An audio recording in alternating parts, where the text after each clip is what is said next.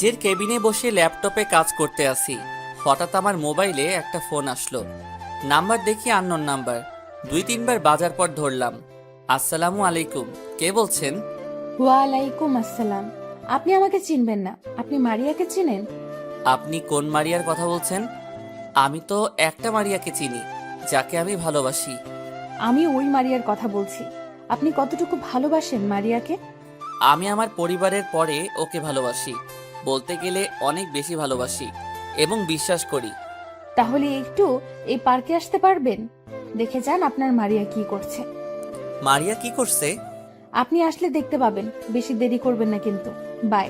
মারিয়া কি করছে বলে মেয়েটা ফোন কেটে দিল। আমি মনে করছি মারিয়াকে কল দিব, কিন্তু পরে চিন্তা করলাম মেয়েটার কথা মতো আগে দেখে আসি। নিজের কেবিন থেকে বেরিয়ে বসের কেবিনে গিয়ে ছুটি নিয়ে অফিস থেকে বেরিয়ে একটা রিক্সা নিয়ে পার্কে চলে গেলাম। ভাড়া মিটিয়ে পার্কের ভিতরে গেলাম।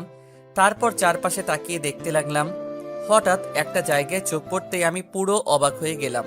দেখি ওই মেয়েটার কথা ঠিক। মারিয়া তো বলেছে তাদের বাসায় আজকে মেহমান আসবে। সে ফোনে কথা বলতে পারবে না। আমি পকেট থেকে মোবাইলটা বের করে মারিয়াকে ফোন দিলাম। বলো। কি করো? মেহমান সব চলে এসেছে। সবাই চলে এসেছে। ও, তা এখন কোথায় আছো? কি করো? আমি এখন কিচেন রুমে আছি, সবার জন্য নাস্তা তৈরি করছি। আচ্ছা, আপনি কি একটু পিছনে তাকাতে পারবেন? হঠাৎ আপনি বলছো কেন? আর পেছনে কোথায় তাকাবো? আপনি যেখানে বসে আছো একটু পিছনে তাকান তো দেখি। মারিয়া আমার কথা শুনে পিছনে ফিরে তাকিয়ে দেখে আমি দাঁড়িয়ে আছি। মারিয়া বসা থেকে উঠে আমার কাছে আসতে চাইলে আমি পার্ক থেকে বেরিয়ে যাই। পার্ক থেকে বেরিয়ে একটা দোকান থেকে এক প্যাকেট সিগারেট আর একটা ম্যাচ নিয়ে বাসায় চলে আসি। রুমে ঢুকে একটার পর একটা সিগারেট টানতে লাগলাম। পার্ক থেকে বেরিয়ে আসার সময় মোবাইল বন্ধ করে রেখেছি। মারিয়া অনেকবার ডেকেছে আমাকে, আমি তার কোনো কথা না শুনে চলে আসলাম। হঠাৎ কলিং বেল বেজে উঠল। আমি উঠে গিয়ে দরজা খুলে দিলাম। দরজা খুলে দেখি মারিয়া দাঁড়িয়ে আছে। আপনি এখানে কেন আসছেন? আপনি এখান থেকে চলে যান। কোনো মিথ্যাবাদীর সাথে আমি কথা বলতে চাই না। রাসেল, তুমি আমাকে ভুল ভাবছো। আগে সত্যিটা শোনো। আমি আপনার কোনো কথা শুনতে চাই না। আপনি এখান থেকে চলে যান। রাসেল আমায়। তাকে কিছু বলতে না দিয়ে দরজা বন্ধ করে দিলাম। আমি রুমে এসে আবার সিগারেট টানতে লাগলাম। কি অপরাধ ছিল আমার? তুমি আমাকে এভাবে ধোঁকা দিলে। তুমি তো জানো আমি তোমাকে অনেক ভালোবাসি। কেন আমার ভালোবাসা নিয়ে মিথ্যা অভিনয় করেছিলে? কেন আমার কাছে মিথ্যা বলেছিলে? আমি তো কোনো দোষ করি নাই। তাহলে তোমাকে বিশ্বাস করাটা আমার অপরাধ ছিল। দেখতে দেখতে 2 দিন চলে গেল। এই 2 দিন অনেক কান্না করেছি। অফিসে পর্যন্ত যাইনি। আমি একটা ডিসিশন নিলাম, আমি থাকবো না আর এখানে। আমি গ্রামের বাড়িতে চলে যাব। এই 2 দিনে মারিয়া আবার এসেছে। আমি তার কোনো কথা না শুনে তাড়িয়ে দিলাম।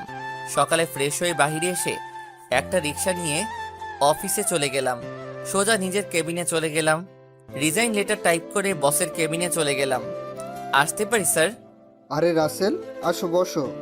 স্যার এই নিন রিজাইন লেটার। আমি আর অফিসে চাকরি করব না। আগে বলো তোমার কি হয়েছে? 2 দিন অফিসে কেন আসোনি? আর চাকরি ছাড়বে কেন? অফিসে কারোর সাথে কিছু হয়েছে? না স্যার, অফিসে কারোর সাথে কিছু হয়নি। আমি এমনি চাকরি ছেড়ে দিচ্ছি। রাসেল, আমি জানি তুমি অনেক ভালো ছেলে। অফিসে তুমি নিজের মতো কাজ করো। আমাকে প্লিজ সত্যি করে বলো কি হয়েছে। ঠিক আছে বলছি, আমি একটা মেয়েকে ভালোবাসি। মেয়েটাও আমাকে ভালোবাসে। তার সাথে আমার 1 বছরের সম্পর্ক। তার সাথে ফেসবুকে পরিচয় হয়। কথা বলতে বলতে দুজন দুজনকে ভালোবেসে ফেলি। 6 মাস আগে দুইজনই দেখা করি। তারপর থেকে তার সাথে আরো ভালো সম্পর্ক হয়ে যায়। এভাবে চলছিল আমাদের ভালোবাসা। কিন্তু হঠাৎ 2 দিন আগে আমার মোবাইলে একটা কল আসে। তারপর সব খুলে বললাম। বুঝতে পারছি, হয়তো তোমার থেকে ভালো কাউকে পেয়েছে, তাই বলে তুমি চাকরি ছেড়ে দিবে? আমি তোমাকে অফিস থেকে যেতে দিব না। এই অফিসে কাজ না করো, তবে আমার নোয়াখালী যে অফিস আছে সেটাই তুমি কাজ করো। প্লিজ রাসেল, তুমি চাকরি ছেড়ে যেও না। ঠিক আছে স্যার, আমি আপনার নোয়াখালী অফিসে কাজ করব। আমি আজকে রওনা দিতে চাই। ঠিক আছে, আমি ওখানে ম্যানেজারের সাথে কথা বলে বলছি। আর তোমাকে একটা ফ্ল্যাট দেওয়া হয়েছে। এখন থেকে তুমি ওই বসের দায়িত্ব পালন করবে। আমি মাঝে মাঝে গিয়ে হিসেব নিয়ে আসবো। আর তুমি তো গাড়ি চালাতে পারো, তাই তোমাকে অফিস থেকে একটা গাড়ি দেওয়া হবে। তুমি আজকে না গিয়ে কালকে সকালে যাও। ওকে স্যার, তাহলে আমি এখন বাসায় গিয়ে সব কিছু গুছিয়ে রাখি। ঠিক আছে। আমি বসের কেবিন থেকে বেরিয়ে অফিসের সবার কাছ থেকে বিদায় নিয়ে বাইরে চলে আসলাম। একটা রিক্সা নিয়ে রেস্টুরেন্টে গিয়ে খাবার খেয়ে বাসায় চলে আসলাম। অনেকক্ষণ বকবক করে গেছি, এখনো পরিচয় দেই নাই। আমি রাসেল, বর্তমানে একটা অফিসে চাকরি করি। পরিবারের সবাই আছে, কিন্তু একটা ছুরির দায়ে ঘর বের করে দিছে আমাকে আজ 2 বছর আগে। তারপর ঢাকায় চলে আসি। তারপর একটা হোটেলে কাজ নেই। একদিন একটা পত্রিকায় চাকরির বিজ্ঞপ্তি দেখি, তারপর ইন্টারভিউ দিতে চলে যাই। আল্লাহর রহমতে চাকরিটা হয়ে যায়। আমি আবার গল্প লিখি। তখন মারিয়ার সাথে পরিচয় হয় 1 বছর থেকে। তারপর কি হলো সবই তো জানেন। অফিসের বস আমার কাজ দেখে অনেক খুশি হয়, তাই আমাকে তিনি ছাড়তে চান না। আর কিছু জানা লাগবে না, গল্পের সাথে থাকুন, সব জানতে পারবেন। পরের দিন সকালে ঘুম থেকে উঠে ফ্রেশ হয়ে বাইরে এসে নাস্তা করে বাসায় চলে আসি। বাসার সামনে এসে দেখি বস গাড়ি পাঠিয়ে দিছে। ড্রাইভার আমার কাছে চাবি দিয়ে চলে গেছে। আমি বাসার ভিতরে ঢুকে জামা কাপড়ের ব্যাগটা নিয়ে গাড়িতে রাখলাম। দারোয়ানের কাছে বাসার চাবি দিয়ে গাড়িতে উঠলাম। এই বাসাটায় বস আমাকে থাকতে দিয়েছে। আমি গাড়ি চালিয়ে নোয়াখালীর উদ্দেশ্যে রওনা দিলাম। আগে কয়বার গেছি নোয়াখালী অফিসে কাজের ব্যাপারে, তাই কোনো সমস্যা নেই। প্রায় দুপুর 2টাই বাজে। অফিসের সামনে চলে আসলাম। আসার সময় রেস্টুরেন্ট থেকে খাবার খেয়ে আসলাম। গেট দিয়ে ঢুকে গাড়ি পার্কিং করে অফিসের ভিতরে চলে গেলাম। ভিতরে ঢুকে সোজা ম্যানেজারের কেবিনে চলে গেলাম। ভিতরে আসতে পারি? আরে আসুন স্যার, আপনার আমার কেবিনে আসতে অনুমতি লাগবে? আমি ভিতরে ঢুকে চেয়ারে গিয়ে বসলাম। একটা কথা বলি আপনাকে, আমাকে স্যার না বলে নাম ধরে ডাকবেন। আমি আপনার ছেলের মতো। তুমি অনেক ভালো ছিলে, চলো তোমাকে তোমার কেবিনে নিয়ে যাই। এখন আমি বাসায় যাব। 2 দিন পর থেকে নিয়মিত অফিসে আসব। আপনি আমাকে নতুন ফ্ল্যাটে নিয়ে যান। ঠিক আছে, আমি তোমাকে নতুন বাসায় নিয়ে যাচ্ছি। তারপর ম্যানেজার অফিসের সবাইকে বলে আমার সাথে অফিস থেকে বেরিয়ে আসলো। গাড়িতে উঠে নতুন বাসায় যেতে লাগলাম। কিছুক্ষণ পর একটা বাসার সামনে চলে আসলাম। বাসার ভিতরে ঢোকার পর ম্যানেজার আমাকে 3 তলে একটা ফ্ল্যাটে নিয়ে গেল। তারপর ম্যানেজারের সাথে কিছুক্ষণ কথা বললাম। ম্যানেজার চলে যাওয়ার পর আমি সবকিছু গুছিয়ে রাখলাম। রাতে বাহির থেকে খাবার খেয়ে রুমে চলে আসলাম। পরের দিন সকালে ঘুম থেকে উঠে ফ্রেশ হয়ে গাড়ি নিয়ে বাইরে চলে আসলাম। একটা রেস্টুরেন্টে ঢুকে নাস্তা করে নিলাম। রেস্টুরেন্ট থেকে বেরিয়ে আসতেই হঠাৎ একটা পিচ্চি মেয়ে সামনে আসলো। ভাইয়া, কয়টা টাকা দেন না, অনেক ক্ষুধা লাগছে। কালকে থেকে এখনো কিচ্ছু খাইনি। তুমি ভিক্ষা করো কেন? তোমার আব্বু আম্মু কোথায়? ভাইয়া, আমার আব্বু নেই। আমাকে আর আম্মুকে রেখে কোথায় যেন চলে গেছে। আম্মু মানুষের বাসায় কাজ করে। আজ 2 দিন আম্মু অসুস্থ, তাই ঘরে কোনো খাবার নেই। তোমার নাম কি? থাকো কোথায়? ভাইয়া, আমার নাম রাইসা। আমরা বস্তিতে থাকি। ঠিক আছে, আমাকে তোমাদের বাসায় নিয়ে চলো। ভাইয়া, কয়টা টাকা দেন, অনেক ক্ষুধা লাগছে। আম্মু এখনো কিচ্ছু খায়নি, ওষুধও নয়। আমি কি বলবো, বলার কোনো ভাষা নেই। হায় রে মানুষ, এখন মেয়েটার পড়ালেখা করার সময়, এখন সে রাস্তায় ভিক্ষা করছে। আমি আর কোনো কথা না বলে রাইসাকে নিয়ে রেস্টুরেন্টে ঢুকে গেলাম। রাইসার জন্য খাবার অর্ডার করলাম। কিছুক্ষণ পর খাবার দিয়ে গেল। রাইসা কিছু খাবার খেয়ে বাকিটা একটা পলিথিনে ঢুকাতে গেলে আমি বললাম, তুমি খাবার পলিথিনে ঢুকাও কেন? ভাইয়া, আম্মু তো এখনো কিচ্ছু খায়নি, তাই আম্মুর জন্য বাকি খাবারগুলো নিয়ে যাচ্ছি। তোমার আম্মুর জন্য যাওয়ার সময় খাবার নিয়ে যাব, আগে তুমি খেয়ে নাও। রাইসা আর কোনো কথা না বলে খাবার খেতে লাগলো। কি সুন্দর করে রাইসা খাবার খাচ্ছে, আর তার আব্বু এমনটা মেয়েকে রেখে চলে গেল। রাইসার খাওয়া শেষ হলে তাকে নিয়ে গাড়িতে উঠলাম। রাইসার আম্মুর জন্য খাবার নিয়ে নিলাম। রাইসাকে নিয়ে বস্তিতে যেতে লাগলাম। কিছুক্ষণ পর একটা বস্তিতে চলে আসলাম। গাড়ি খাবারের প্যাকেট নিয়ে রাইসার সাথে বস্তির ভিতরে চলে গেলাম। ভিতরে ঢুকে একটা রুমে ঢুকলাম। রুমটা প্লাস্টিক দিয়ে বানানো, বৃষ্টি হলে সবকিছু ভিজে যাবে, কারণ প্লাস্টিক জায়গায় জায়গায় ছিঁড়ে আছে। আম্মু দেখো, তোমার জন্য খাবার নিয়ে এসেছি। একটা টাকাও পাইনি, তাই ওষুধ আনতে পারি নাই। এই ভাইয়াটা খাবার কিনে দিছে। রাইসার আম্মু একটু মাথা তুললো, দেখে মনে হচ্ছে অনেক জ্বর শরীরে।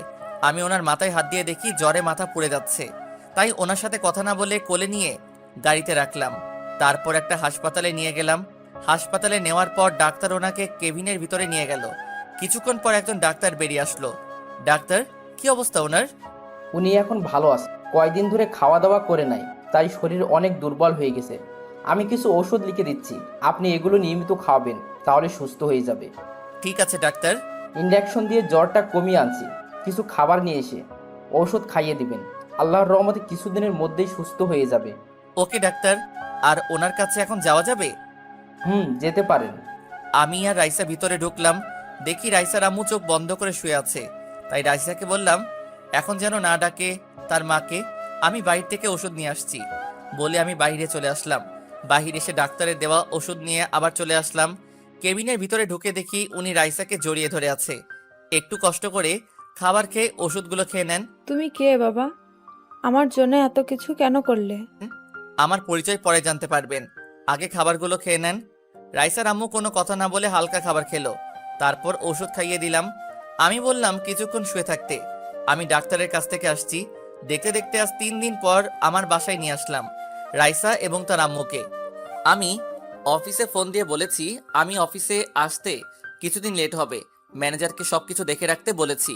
মারিয়ার কথা এখন তেমন মনে পড়ে না, আসলে রাইসার আম্মুর সেবা করতে করতে তার কথা ভুলেই গেছি। তো যাই হোক, এই বাসায় কাউকে তো দেখছি না, মানে তোমার আব্বু আম্মা ওনারা কোথায়? আমার এখানে কেউ নেই। গতকাল আমি ঢাকা থেকে এসেছি, আমার অফিসের বসের এখানে একটা অফিস আছে, সেটা দেখাশোনা করার জন্য এসেছি। আর অফিস আমাকে এই বাসাটা দেয়া হলো। আব্বু আম্মুর কথা পরে এক সময় বলবো, তার আগে একটা কথা বলতে পারি? বলো।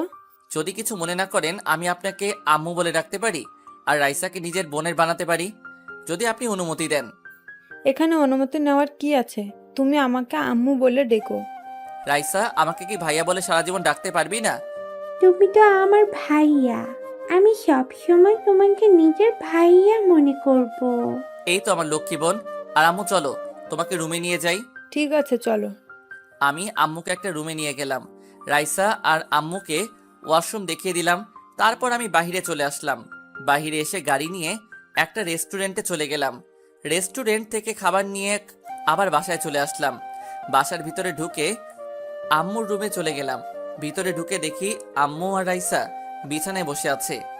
আম্মু বসো, আমি ফ্রেশ হয়ে আসছি, সবাই একসাথে খাবার খাবো। ঠিক আছে বাবা। তারপর আমি নিজের রুমে চলে আসলাম। রুমে এসে ফ্রেশ হয়ে আম্মুর রুমে চলে গেলাম। তারপর সবাই একসাথে খাবার খেলাম আর আম্মুকে ওষুধ খাইয়ে দিলাম। আমি নিজের রুমে চলে আসলাম। এখন আমার মতো সুখী আর কেউ নেই। যেখানে আমার মা বাবা ছুরির দায়ে ঘর থেকে বের করে দিল, সেখানে আমি আজ একটা মা আর বোন পেয়েছি। দেখতে দেখতে আরো 5 দিন চলে গেল। আম্মু এখন অনেক সুস্থ। সকালে সবাই একসাথে নাস্তা করছি। তখন আমি বললাম, আম্মু কালকে থেকে অফিসে যেতে হবে, অনেক কাজ জমে গেছে। আর রাইসা, তুমি কোন ক্লাস পর্যন্ত পড়ছো? ভাইয়া, আমি ক্লাস 4র্থ শ্রেণী পর্যন্ত পড়েছি। আজ 1 মাসের মতো পড়ি না, কারণ আম্মু ঠিকভাবে টাকা দিতে পারতো না। রাইসার কথা শুনে আম্মু চোখের পানি চলে আসছে। আমি আম্মুর চোখের পানি মুছে দিয়ে বললাম, আম্মু কান্না করো না, আমি এখন থেকে আমার বোনকে পড়ালেখা করাবো। তুমি শুধু আমার আর রাইসার জন্য দোয়া করবে। আমি কি কখনো তোদের বদদোয়া করতে পারি? তুই ছাড়া এখন আমাদের কে আছে? কেউ কি এভাবে রাস্তা থেকে তুলে এনে বাসায় থাকতে দেয়? আমি তোদের জন্য মরার আগ পর্যন্ত দোয়া করে যাব। ঠিক আছে আম্মু। আর আজকে একটা কাজের মহিলা আসবে। কাজের মহিলা কেন? তো বাসার কাজ করতে হবে না? আমাদের জন্য খাবার রান্না করা লাগবে না? আমি যতদিন বেঁচে আছি ততদিন কোনো কাজের লোকের দরকার নেই। আমি এখন থেকে বাসা দেখে রাখবো, তুই শুধু বাজার করে নিয়ে আসিস। ভাইয়া, এত কিছু কি এনেছিস? কিছু আমার কাছে দে, তোর অনেক কষ্ট হচ্ছে। আমার কোনো কষ্ট হচ্ছে না, আমি পারবো নিতে। ঠিক আছে, এই ছোট ব্যাগ দুটো আমার কাছে দে। আমি আর কিছু বললাম না। রাইসার হাতে 2টা ব্যাগ দিয়ে ভিতরে ঢুকলাম। আম্মু রুম থেকে বেরিয়ে আসলো। তোমার জন্য কয়েকটা শাড়ি এনেছি, দেখো তো তোমার পছন্দ হয়েছে নাকি, না হলে সমস্যা নেই, দোকানদার বলল ফিরিয়ে নিবে। আরে আমার অনেক পছন্দ হয়েছে। তুই এত শাড়ি আনতে গেলি কেন? কত টাকা খরচ হয়েছে?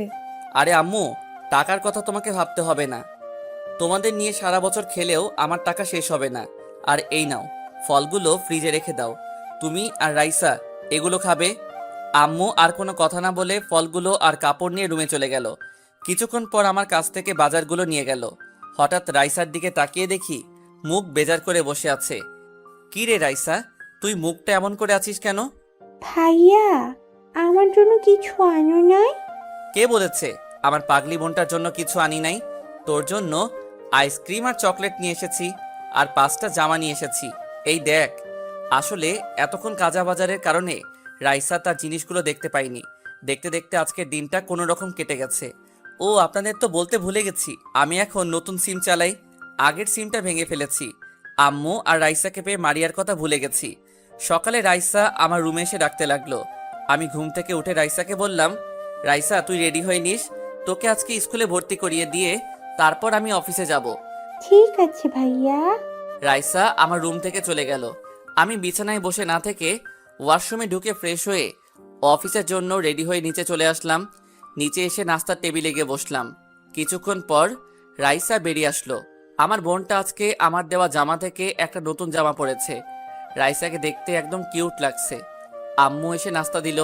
তারপর সবাই একসাথে নাস্তা করে আম্মুর কাছে বলে বাইরে এসে গাড়ি নিয়ে একটা স্কুলে চলে গেলাম। রাইসাকে ভর্তি করিয়ে আমার সাথে অফিসে নিয়ে গেলাম। অফিসে ঢোকার সাথে সাথে সবাই দাঁড়িয়ে গেল। আমি সবাইকে বসতে বলে নিজের কেবিনে চলে আসলাম। রাইসাকে বললাম সোফায় গিয়ে বসতে। আমার চেয়ারে বসে ম্যানেজার আঙ্কেলকে ফোন দিলাম। ফোন দিয়ে বললাম আমার কেবিনে আসার জন্য। তারপর পিয়নকে ফোন দিয়ে বললাম 3টা কপি দিয়ে যেতে। কিছুক্ষণ ম্যানেজার আঙ্কেল আসলো। ভিতরে আসতে পারি? আরে আঙ্কেল আসুন, আমার কেবিনে আসতে অনুমতি লাগবে না, বসুন। চলো তোমাকে সবার সাথে পরিচয় করিয়ে দিই। আরেকটু পরে যাব।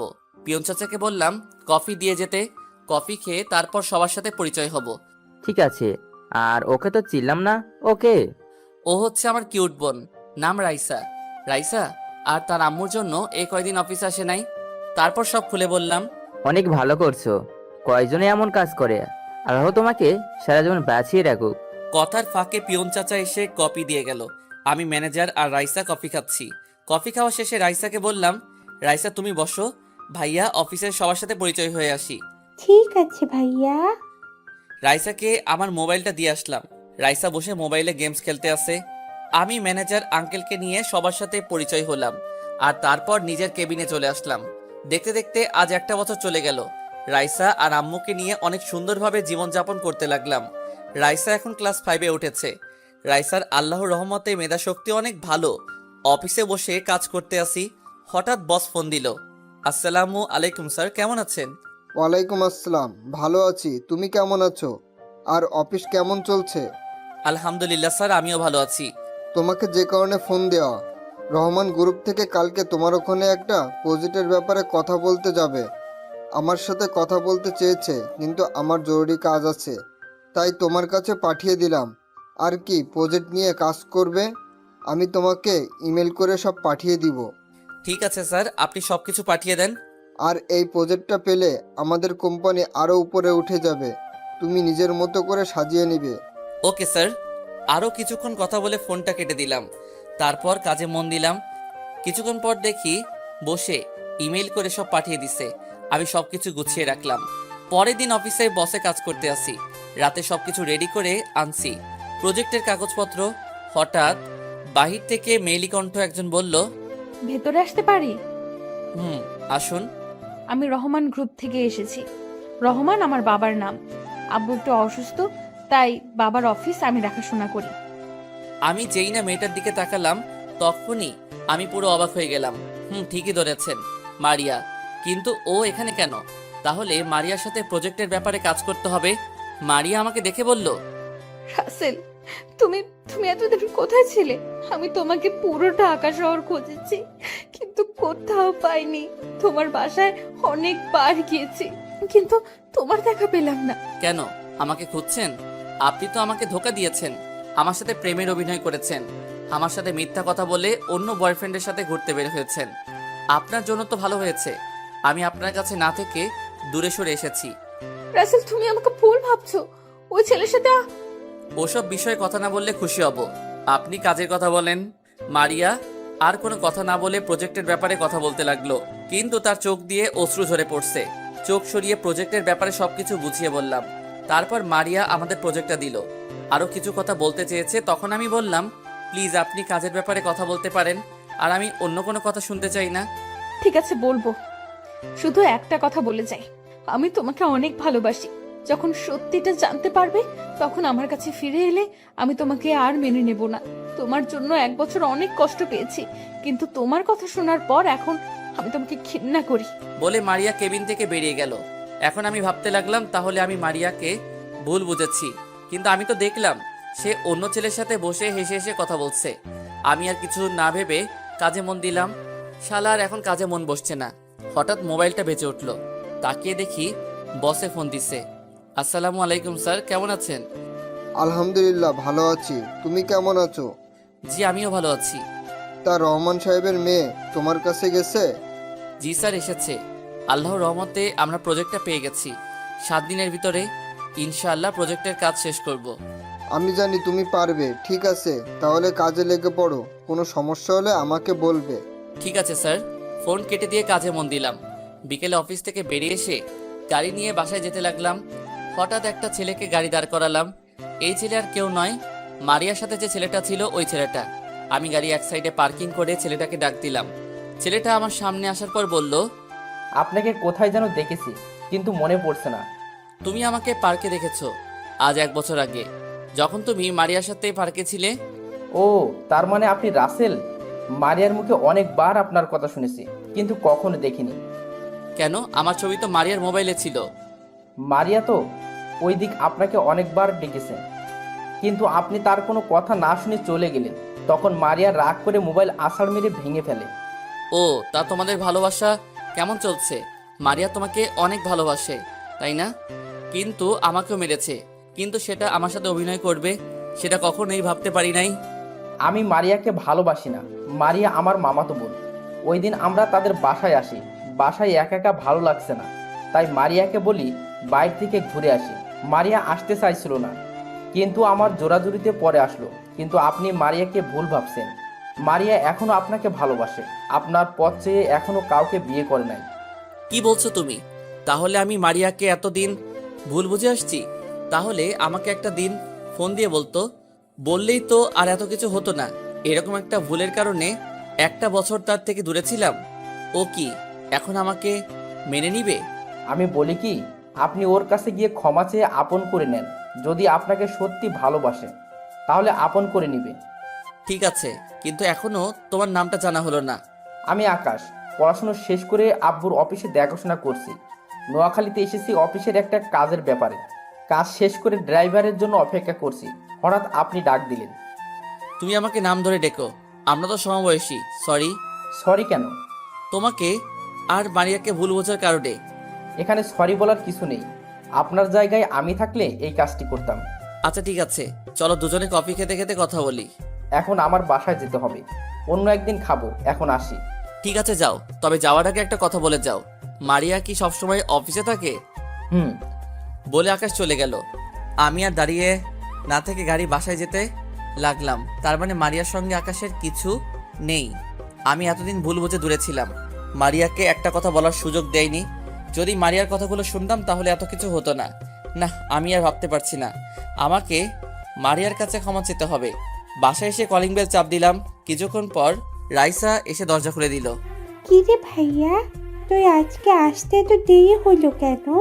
আর চেহারা কেমন জানি দেখা যাচ্ছে, কি হয়েছে তোর? রাস্তায় একটা কাজ ছিল, শেষ করে আস্তে আস্তে একটু লেট হয়ে গেছে।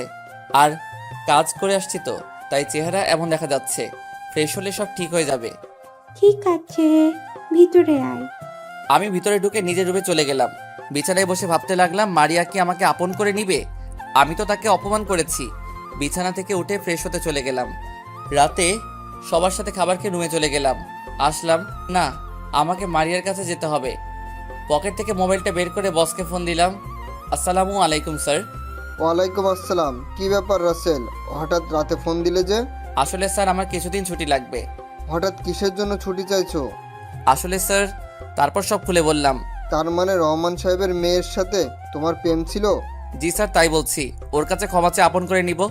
তাহলে এক কাজ করো, তারা যে প্রজেক্টটা আমাদের দিয়েছে ওটার কাজ শেষ করে তার সাথে দেখা করো, তারপর সব খুলে বলো। ঠিক আছে স্যার। আরও কিছুক্ষণ কথা বলে কেটে দিলাম। দেখতে দেখতে আজ 5 দিন চলে গেছে। 7 দিনের জায়গায় 5 দিন প্রজেক্টটা রেডি করে ফেলেছি, কাজও করেছি। তাই তাড়াতাড়ি হয়ে গেছে। সকালে রেডি হয়ে আম্মু আর রাইসাকে বলে গাড়ি নিয়ে ঢাকার উদ্দেশ্যে রওনা দিলাম। ম্যানেজারকে বলে রাখলাম আমার আম্মু আর বোনকে দেখে রাখতে। 5 ঘন্টা পর ঢাকা এসে পৌঁছে গেলাম। প্রথমে বসের অফিসে গেলাম। বসের সাথে কিছু কথা বলে মারিয়ার অফিসে যেতে খাবার খেয়ে নিলাম। রেস্টুরেন্টের অফিসের গেট দিয়ে ঢুকে গাড়ি পার্কিং করে অফিসের ভিতরে গেলাম। পিয়নকে বললাম বসের কেবিন কোনটা। পিয়ন আমাকে বসের কেবিন দেখিয়ে দিল। আমি মারিয়ার কেবিনের সামনে গিয়ে হালকা করে দরজা ধাক্কা ধরে তাকিয়ে যেটা দেখলাম সেটা দেখে আমি পুরো অবাক হয়ে গেলাম। আসলে তেমন খারাপ কিছু না। ভিতরে দেখি মারিয়া একটা ছেলের সাথে হেসে হেসে কথা বলছে। আমি তখন বললাম ভিতরে আসতে পারি। আসুন। মারিয়া ছেলেটার সাথে কথা বলতে ব্যস্ত। আমি ভিতর ঢুকে তাদের সামনে গেলাম। মারিয়া আমাকে দেখে বলল, আরে মিস্টার রাসেল, হঠাৎ আমার অফিসে কি মনে করে? আর দাঁড়িয়ে কেন? বসুন। আমি ছেলেটার পাশের চেয়ারে বসলাম। তখন ছেলেটা বলল, তাহলে আমি এখন আসি মারিয়া, পরে আরেক সময় আসবো। ঠিক আছে রনি, যাও, আবার আসবে কিন্তু। তোমার সাথে কথা বলতে অনেক ভালো লাগে। ওকে, আসবো। এখন তাহলে কাজ করো। ওকে, বাই। রনি চলে যাওয়ার পর মারিয়া আমাকে বলল, তো এবার বলুন, হঠাৎ আমার অফিসে কি? আসলে তোমার প্রজেক্টের কাজ শেষ, তাই আমি নিজে নিয়ে এসেছি। প্রথম কথা হলো আমাকে তুমি করে বলা যাবে না, আপনি করে বলবেন। আর ধন্যবাদ এত তাড়াতাড়ি কাজটা শেষ করার জন্য। মারিয়া, আমার ভুল হয়ে গেছে, তুমি আমাকে ক্ষমা করে দাও। কিছুদিন আগে আকাশ আমাকে সব খুলে বলেছে। আমার ভুলের জন্য আজ 1 বছর তোমার থেকে দূরে চলে গেছি। প্লিজ মারিয়া, আমাকে তুমি মাফ করে দাও। মারিয়ার হাত ধরে, আপনার সাহস কি করে হয় আমার হাত ধরার? মেয়ে মানুষ দেখলে লুচ্চামি করতে মন চায়? আপনি এক্ষুনি আমার কেবিন থেকে বেরিয়ে যান, তা না হলে দরওয়ান ডাকতে বাধ্য হব। থাক, দারোয়ান ডাকতে হবে না, আমি নিজে চলে যাচ্ছি। কিন্তু আমি আবার তোমার কাছে আসব। তুমি আমাকে যত অপমান করো না কেন, আমি তারপরেও আসবো বলে মারিয়ার কেবিন থেকে বেরিয়ে গেলাম। নিজের চোখ দিয়ে 2 ফোঁটা পানি পড়ে গেল। মারিয়া আমার গায়ে হাত তুলল। আমি তো তাকে বলবো যে কখনো গায়ে হাত তুলি নাই। চোখের পানি মুছে গাড়িতে গিয়ে বসলাম। হঠাৎ মোবাইলের কথা মনে পড়লো। মোবাইল তো মারিয়ার টেবিলের উপর। তখন গাড়ি থেকে নেমে অফিসে ঢুকে মারিয়ার কেবিনের সামনে গিয়ে বললাম, আসতে পারি ভিতরে? আপনি আবার কেন এসেছেন? সরি, আসলে আমার মোবাইলটা আপনার টেবিলের উপর রেখে গেছি। ঠিক আছে, ভিতরে এসে নিয়ে যান। আমি মারিয়ার কেবিনে ঢুকে মোবাইলটা হাতে নিলাম। মারিয়ার দিকে তাকিয়ে দেখি চোখ দুটো লাল হয়ে আছে। হয়তো কান্না করেছে, কিন্তু ও কান্না করবে কেন? আমি আর কিছু না ভেবে অফিস থেকে বেরিয়ে এসে গাড়ি নিয়ে সোজা বসের অফিসে চলে গেলাম। বসকে বলেছি আমাকে এখানে একটা বাসা ভাড়া নিয়ে দিতে কিছুদিনের জন্য, কিন্তু বস বলল তার বাসায় তার পরিবারের সাথে থাকতে। আমিও আর না করলাম না। বিকেলে বসের সাথে তার বাসায় গেলাম। আসলে এই প্রথম বসের বাসায় এসেছি। আমি মার্কেট থেকে কিছু ফল মিষ্টি নিয়ে নিলাম। বস কলিং বেল চাপ দিল। হঠাৎ রাইসা একজনকে দেখে বলল গাড়ি থামাতে। রাইসার কথা মতো গাড়ি থামালাম। রাইসা গাড়ি থেকে নেমে দৌড় দিয়ে একজনকে জড়িয়ে ধরলো। আমি তো পুরো অবাক হয়ে গেলাম। আমি গাড়ি থেকে নেমে ওদের সামনে গেলাম। তখন রাইসা বলল, ভাইয়া, উনি আমার বাবা। আজ কয় বছর পর বাবাকে দেখেছি।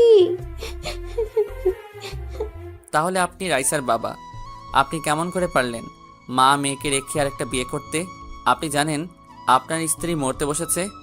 আমি যদি তাদের পাশে না দাঁড়াতাম তাহলে আপনার মেয়ে এতিম হয়ে যেত। কেন করলেন এমন কাজ? আমি বুঝতে পারছি তাদের এভাবে ছেড়ে আসা আমার উচিত হয়নি, কিন্তু কি করব বলো? কোনো কাজ নেই, ঘরে খাবার নেই, তাদের ঠিকমতো খাওয়াতে পারি না। একজন পুরুষ হয়ে যদি ওদের খাওয়াতে না পারি তাহলে আমি পুরুষ নামের কলঙ্ক। আর আমি কোনো বিয়ে করি নাই। আমি ওদের কাছে বলেছি আমি বিয়ে করেছি, কারণ তাহলে ওরা আর আমাকে খুঁজবে না। আপনি কি করে ভাবলেন? আপনার মেয়ের কথা একবার চিন্তা করেছেন? যেই মেয়ে ওই সময় পড়ালেখা করার কথা, সেই মেয়ে রাস্তার মানুষের কাছে ভিক্ষা করে তার মায়ের ওষুধে টাকা তুলছে। আমার ভুল হয়ে গেছে বাবা। আমি এখন একটা অফিসে কাজ পেয়েছি, তাই ওদের খুঁজতে এই শহরে এসেছি। আমি ওদের ফিরিয়ে নিতে চাই, আর তোমাকে ধন্যবাদ দিয়ে ছোট করব না। তুমি ওদের জন্য যা করেছো আমি সারা জীবন ঋণী হয়ে থাকবো। ভাইয়া, আব্বু যখন ভুল বুঝতে পেরেছে, তাহলে আব্বুকে ক্ষমা করে দাও। আমি বাবাকে ছাড়া থাকতে পারবো না। দেখুন কি বলছে আপনার মেয়ে। যে জায়গায় আপনাকে ঘৃণা করার কথা সেখানে আপনাকে ক্ষমা করে দিতে বলছে। আমি আর এমন কাজ করব না। বাঁচতে হলে একসাথে বাঁচবো, আর মরতে হলে একসাথে মরবো।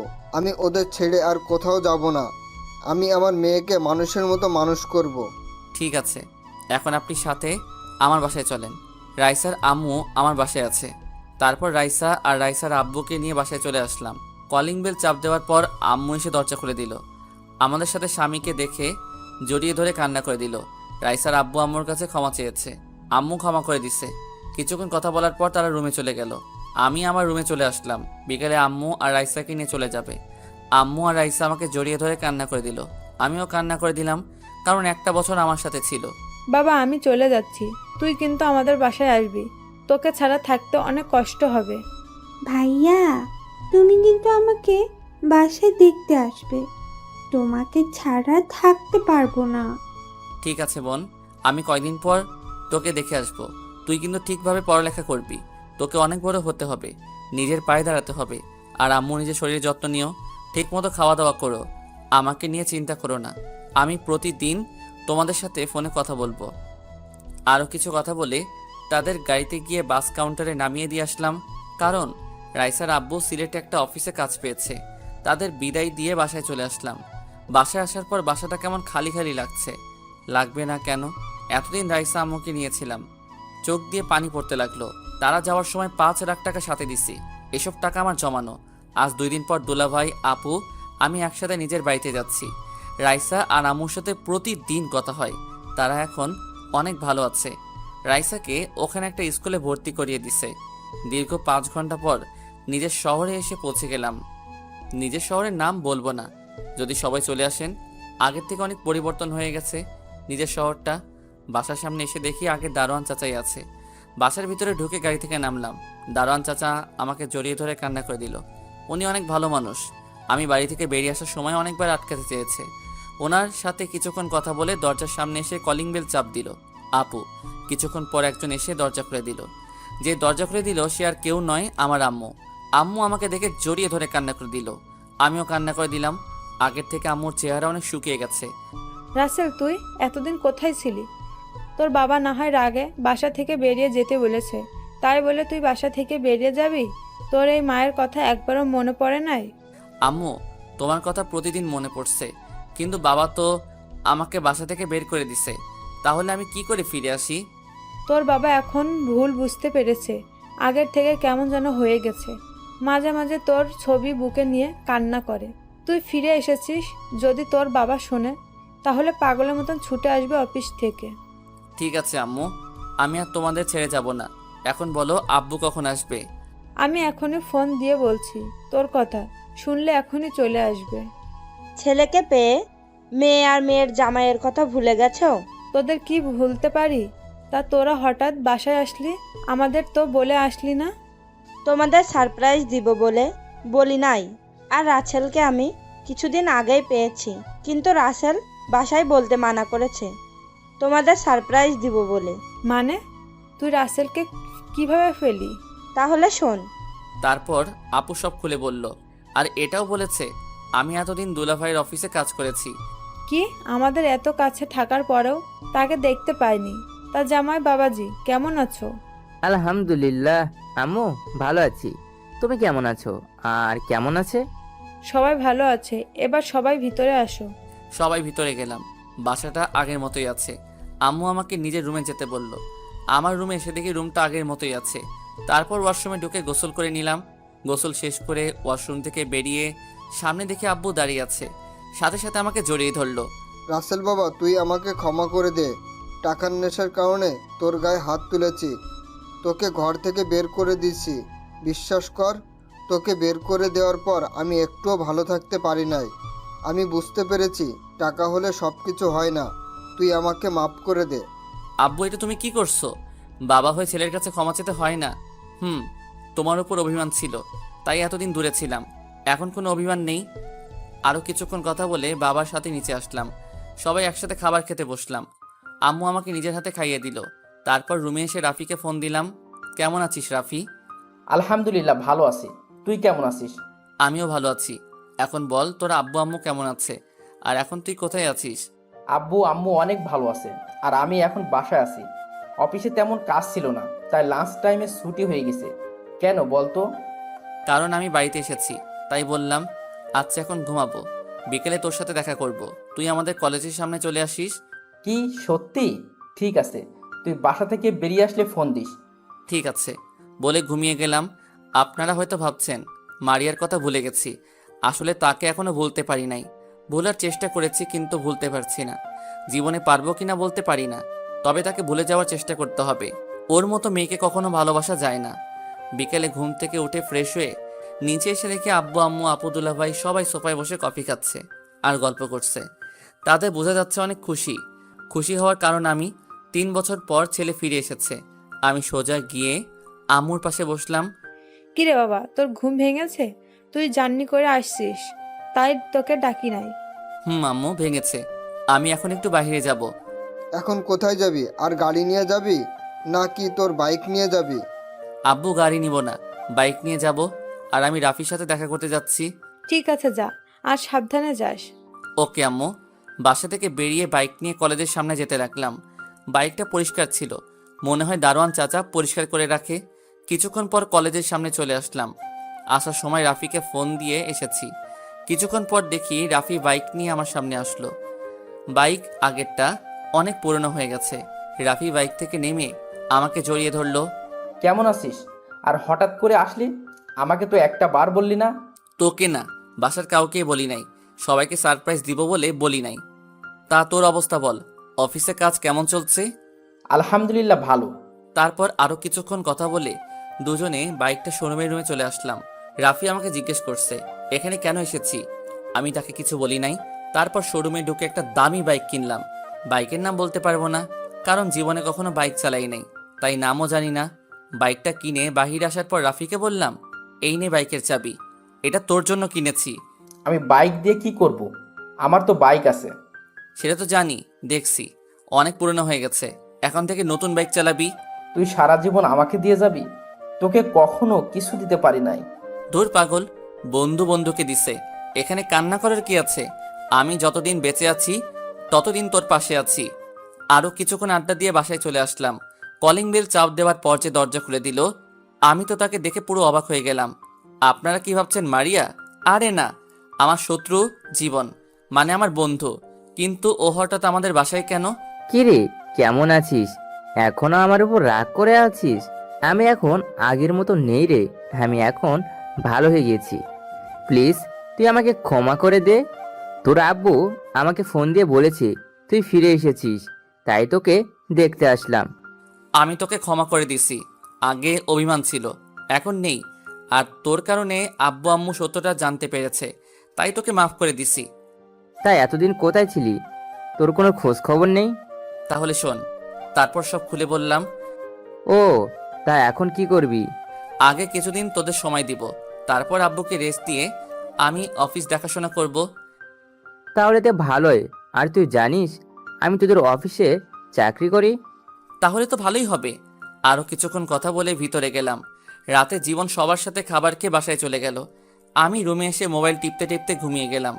এভাবে দেখতে দেখতে 2 মাস চলে গেল। এখন আমি নিজেদের অফিস দেখাশোনা করি। মারিয়ার কথা এখন আর মনে পড়ে না। হয়তো এতদিনে আকাশকে বিয়ে করে সংসার করছে। সারাদিন অফিসে কাজের মধ্যে বিজি থাকি, তাই আর মারিয়ার কথা মনে পড়ে না। আর প্রতিদিন রাইসা আর আম্মুর সাথে ফোনে কথা বলি। আমাদের সবাই যেতে বলছে, কিন্তু কাজের চাপের কারণে যাওয়া হয় না। দুলাভাই আর আপু কিছুদিন থেকে ঢাকায় চলে গেছে। রাতে সবাই মিলে খাবার খেতে বসলাম। হঠাৎ আব্বু বলল, এভাবে আর কতদিন? এবার তো একটা বিয়ে কর। আমার এক বন্ধুর মেয়ে আছে, দেখতে অনেক সুন্দর, তোর সাথে ভালো মানাবে। তোর আব্বু ঠিক কথা বলেছে, তুই একটা বিয়ে কর। আমাদের কি দাদা দাদির হওয়ার শখ নেই? তুই মানা করিস না। ঠিক আছে, তোমরা কথা বলে বিয়ের দিন তারিখ ঠিক করো। তাহলে তুই একবার মেয়েটাকে দেখে আয়, তোর পছন্দ হলে সব কিছু ঠিক করব। আমার পছন্দের দরকার নেই আব্বু, তোমাদের পছন্দ হলে চলবে। তুমি কথা বলে দিন তারিখ ঠিক করো। ঠিক আছে, আমি তাহলে বন্ধুর সাথে কথা বলি। তারও ইচ্ছে তার মেয়ের সাথে আমার ছেলের বিয়ে দিবে। আমি আর কোনো কথা না বলে খাবার খেয়ে রুমে চলে আসলাম। মোবাইল টিপতে টিপতে ঘুমিয়ে পড়লাম। সকালে ঘুম থেকে উঠে ফ্রেশ হয়ে নাস্তা করে গাড়ি নিয়ে অফিসে চলে গেলাম। অফিসের ভিতরে ঢোকার সাথে সাথে সবাই দাঁড়িয়ে সালাম দিল। আমি তাদের বসতে বলে নিজের কেবিনে চলে গেলাম। নিজের কেবিনে এসে জীবনকে ফোন দিলাম। কিছুক্ষণ পর জীবন আমার কেবিনে আসলো। বল, কেন ডেকেছিস? তোর কি হাতে কাজ বেশি আছে? না, তেমন কোনো কাজ নেই। কেন বলো তো? তাহলে চল একটু বাহির থেকে ঘুরে আসি, আজকে অফিসে ভালো লাগছে না। ঠিক আছে, তুই বস, আমি সবাইকে বলে আসছি। জীবন কেবিন থেকে বেরিয়ে গেল। আপনাদের তো বলতে ভুলে গেছি, জীবন আমাদের অফিসে ম্যানেজারের দায়িত্ব পালন করে। ও এখন নিজের মতো করে কাজ করে। আব্বু অফিসে না আসলে জীবন সুন্দরভাবে চালিয়ে নিত। তো যাই হোক, কিছুক্ষণ পর জীবন আসলো কেবিনে। তারপর ওকে নিয়ে অফিস থেকে বেরিয়ে আসলাম। কিছুক্ষণ বাইরে ঘোরাঘুরি করে অফিসে চলে আসলাম। এখন মনটা ভালো হয়ে গেছে, কাজে মন দিলাম। বিকেলে অফিস শেষ করে বাসায় চলে আসলাম। কলিং বেল চাপ দেওয়ার পর আম্মু এসে দরজা খুলে দিল। আম্মুর সাথে কিছুক্ষণ কথা বলে রুমে চলে আসলাম। রাতে খাবার টেবিলে আব্বু বলল, রহমানের সাথে কথা হয়েছে, আগামী শুক্রবার তোর বিয়ে। আর বিয়েটা হবে মেয়ের নানার বাড়িতে, কারণ তারাও তো ঢাকা থাকে। তোমরা যা ভালো মনে হয় করো। খাবার খেয়ে নিজের রুমে চলে আসলাম। রুমে এসে বিছানায় শুয়ে ভাবতে লাগলাম, মেয়েটা কেমন হবে? দেখতে কি সুন্দর নাকি কালো? ব্যবহার কেমন? আব্বু তো বলল অনেক ভালো। দূর, কালো হলে সমস্যা নেই, আমার আব্বু আম্মুর খেয়াল রাখলেই চলবে। একমাত্র তাদের জন্য বিয়েটা করছি। দেখতে দেখতে সে দিনটা চলে আসলো, মানে আজকে আমার বিয়ে হয়েছে। কিছুক্ষণ আগে বউ নিয়ে বাসায় এসেছি। অনেক ধুমধাম করে বিয়েটা হয়েছে। আর বিয়েতে সবাই এসেছে। দুলাভাই, আপু, রাইসার আব্বু আম্মু, আর রাইসাও এসেছে। রাফি আর জীবন আমার বিয়ের সব কাজ করেছে। আমি ছাদের উপরে দাঁড়িয়ে আছি। হঠাৎ রাফি আর জীবন আসলো। কিরে, তুই এখানে? আর তোকে পুরো বাসায় খুঁজে হয়রান। বল, কেন খুঁজছিলি? এখন রাত কয়টা বাজে সেদিকে খেয়াল আছে? ভাবি রুমে একা বসে আছে। আর একটু পরে যাই, আমার না কেমন জানি লাগছে। দূর হারামি, নতুন বিয়ে করছিস তো তাই এমন লাগছে। বইয়ের আদর পেলে সব ঠিক হয়ে যাবে। তোর কিন্তু ভাবি হয়, কথাবার্তা সাবধানে বলিস। তোর বউ মানে? আমাদের ভাবি? আমরা বলতেই পারি। এখন বেশি কথা না বলে চল, তোকে রুমে দিয়ে আসি। তারপর আর কি, দুই হারামি আমাকে জোর করে নিচে এনে রুমে ঢুকিয়ে দিয়ে বাহির থেকে দরজা লাগিয়ে দিল। আমিও ভিতর থেকে লাগিয়ে দিলাম। আমি রুমে ঢুকে দেখি দুই হারামি অনেক সুন্দর করে বাসর ঘর সাজিয়েছে। বিছানার মাঝখানে বউ ঘোমটা দিয়ে বসে আছে। কিন্তু অবাক করার বিষয় হলো, শুনেছি বাসর ঘরে বউ জামাইয়ের পা ধরে সালাম করে, কিন্তু এই মেয়ে তো কিছুই করছে না। হয়তো ঢাকা থাকে তো, তাই এসব মনে হয় জানে না। কিন্তু শাশুড়ি আম্মা শিখিয়ে দেয় নাই। আমি আস্তে আস্তে বিছানার সামনে গেলাম। যাওয়ার পর হঠাৎ মেয়েটা যেটা বলল, আমি তো মোটেও প্রস্তুত ছিলাম না। আপনি আমার ধারে কাছেও আসবেন না, আমি আপনাকে স্বামী মানতে পারবো না। আমি একটা ছেলেকে ভালোবাসি। তাহলে আমাকে বিয়ে করলেন কেন? আমি এই বিয়ে করতে চাইনি, কিন্তু বাবা আমাকে বলেছে এই বিয়ে না করলে তার মরা মুখ দেখতে হবে, তাই এই বিয়েটা করতে রাজি হয়েছি। তাই বলে আপনি আমার জীবনটা এভাবে নষ্ট করে দিবেন? আরে ভালো তো আমিও একজনকে বাসতাম, কিন্তু আমার একটা ভুলের কারণে সেই মেয়েটা অন্য ছেলেকে ভালোবাসলো। আমি এত কিছু শুনতে চাই না। আমি আপনাকে কিছুদিন পর ডিভোর্স দিয়ে দেব। আপনি আমার ধারে কাছেও আসার চেষ্টা করবেন না। ঠিক আছে, শুধু একটা কথা বলবো, যতদিন আপনি এই বাড়িতে থাকবেন ততদিন আব্বু আম্মুর সাথে ভালো ব্যবহার করবেন। আমি নিজেই আপনাকে আপনার ভালোবাসার মানুষের কাছে দিয়ে আসবো। এখন আপনি ঘুমিয়ে যান। আপনি ঘুমাবেন কোথায়? আমাকে নিয়ে আপনার টেনশন করতে হবে না, আমি সোফায় ঘুমাবো। আপনি একটা বালিশ আর কম্বল দেন। মেয়েটা আমাকে একটা বালিশ আর কম্বল দিল। আমি বালিশ আর কম্বল সোফায় রেখে বেলকনিতে চলে আসলাম। আমার সাথে এটা কি হয়ে গেল? ভেবেছি বিয়ে করে নতুন জীবন শুরু করব, অতীত সব ভুলে যাব। আগে মারিয়া আমাকে কষ্ট দিছে, তাকে ভুলতে অনেক কষ্ট হয়েছে, কিন্তু হঠাৎ যদি নতুন বলে সে অন্য কাউকে ভালোবাসে, তখন নিজের কাছে কেমন লাগে। ও আপনাদের তো বলতে ভুলে গেছি, আমি এখনো পর্যন্ত মেয়েটার চেহারা দেখি নাই, কারণ মেয়েটা ঘোমটা পড়া অবস্থায় আমার সাথে কথা বলেছে। কিছুক্ষণ বেলকনিতে থেকে রুমে এসে সোফায় শুয়ে পড়লাম। ঘুম কি আর আসে? এসব কিছু ভাবতে ভাবতে কখন ঘুমিয়ে গেলাম। সকালে হঠাৎ কে যেন দরজা ধাক্কাতে লাগলো, সাথে সাথে আমার ঘুমটা ভেঙে গেছে। সোফা থেকে উঠে দরজা খুলে বললাম, দরজা খুলে দেখি রাইসা।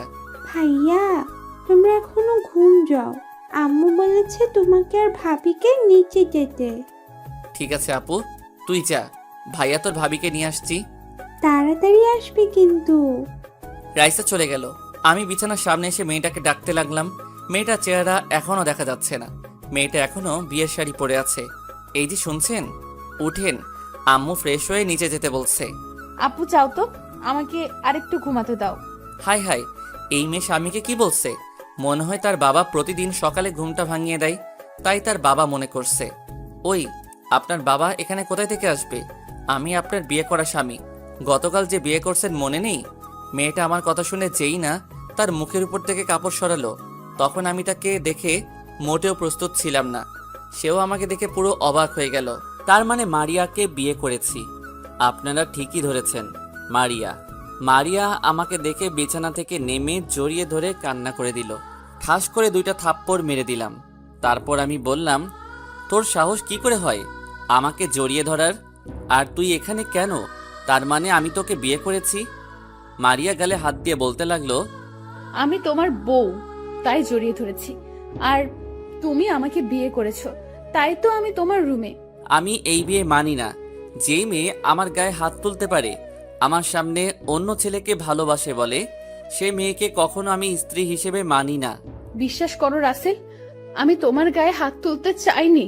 তুমি আমাকে অনেক কষ্ট দিচ্ছ, আমার একটা কথা পর্যন্ত শোনো নাই। আমাকে অপমান করে তাড়িয়ে দিছো, তাই তোমার উপর অনেক রাগ হয়, তাই তোমার গায়ে হাত তুলতে বাধ্য হয়েছি। কিন্তু আমি তোমার কাছে ক্ষমা চেয়েছি, কিন্তু তুমি তো আমাকে ক্ষমা করো নাই।